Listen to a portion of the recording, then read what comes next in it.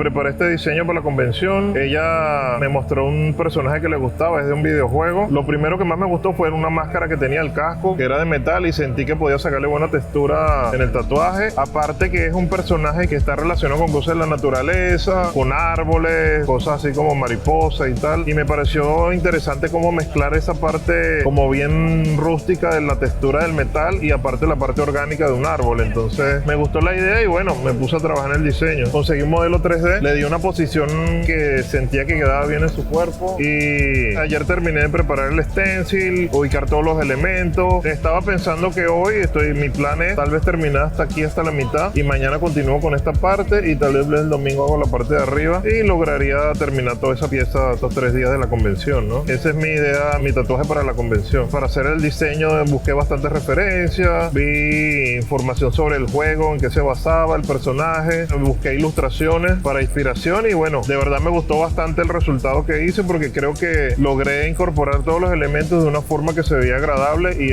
se veía bien como tatuaje.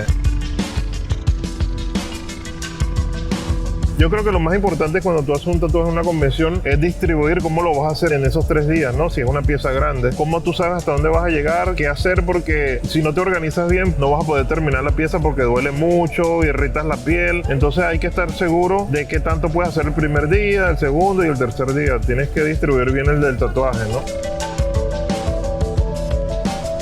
Actualmente estoy haciendo algo que de verdad me ha llamado mucho la atención y que muchas personas me lo preguntan, y es la técnica que estoy utilizando para textura. En este caso yo estoy haciendo algo que tengo ya tiempo experimentándolo, ya que me gusta mucho la textura de las esculturas, y prácticamente estoy haciendo todo el tatuaje con round liner, que es con aguja de línea pero de 7 y de 5. A veces utilizo 3 para los detalles más pequeños y eso me ayuda a crear una textura bien interesante en mi tatuaje y al final se convierte casi que como una firma también, ¿no? Porque la textura también es como parte de tu estilo. Luego lo que hago es que agarro una aguja muy grande, como 23, 39, 49, y empiezo como a tirarle una capa de suavizado. Entonces da un efecto bien interesante porque aparte logro una muy buena textura y aparte logro un volumen muy interesante como 3D, ¿no? Logro ese efecto. Por ejemplo, esta imagen no es una escultura, pero yo la convertí en escultura porque tenía el modelo 3D, lo iluminé de esa forma, le agregué más textura y lo preparé para darle ese efecto que estoy haciendo. Me gusta porque también el tatuaje se ve más sólido, también es más impactante visualmente, tiene buen contraste y sí, de verdad que eso es lo que más me gusta hacer ahorita en cuanto a técnica de tatuaje.